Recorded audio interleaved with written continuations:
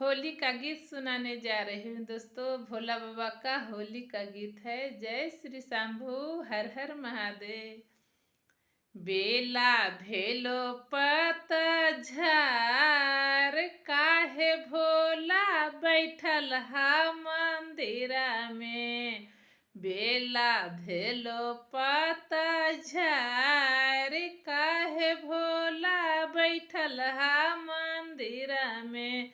बेला भेलो पतझर, बेला भेलो पतझर, काहे भोला बैठल हा मंदिरा में। बेला भेलो पतझर, काहे भोला बैठल हा मंदिरा में।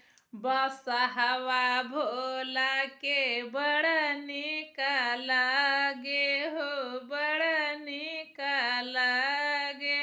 डमरुआ पर उड़ेला गुलाल, काहे भोला बैठल हा मंदिरा में। बेला भेलो पतझर, काहे भोला बैठल हा